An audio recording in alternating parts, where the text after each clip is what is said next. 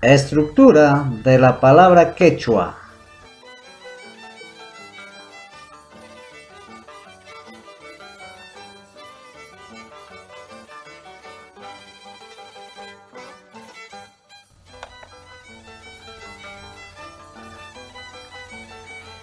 La mayoría de las palabras quechuas son aglutinantes y sufijantes, es decir, crecen a través de sufijos, como veremos a continuación en el siguiente cuadro.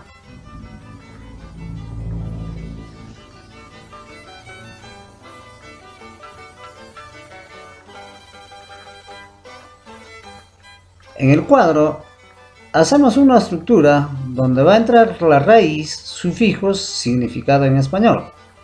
Por ejemplo, la raíz es la palabra llacta. En el sufijo aumentamos cuna, significa entonces las ciudades. Si tenemos como raíz la palabra huasi y aumentamos los sufijos ki, man, ta, entonces ya sería huasiquimanta.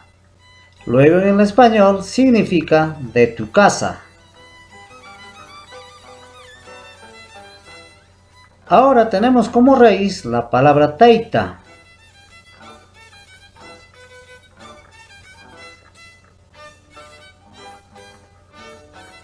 Como sufijos vamos a aumentar iki, ku, na. Significa entonces taitaikikuna, o sea en español tus padres. Si tenemos como raíz la palabra huaita, luego aumentamos los sufijos ikichik, entonces sería huaitaikichik.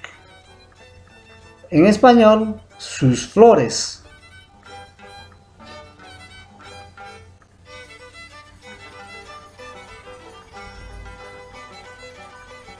Ahora tenemos como raíz la palabra ham, los sufijos kunawan. Entonces sería hamkunawan. Luego en español, con ustedes. Enseguida tenemos la palabra como raíz uyua.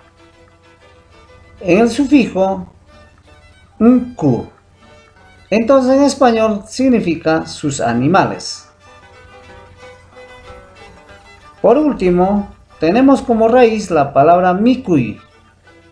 En los sufijos kunawan. Al final sería mikui kunawan.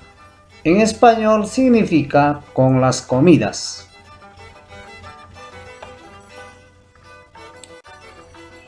Bien amigos, a la próxima continuaremos con otro video de lecciones en quechua.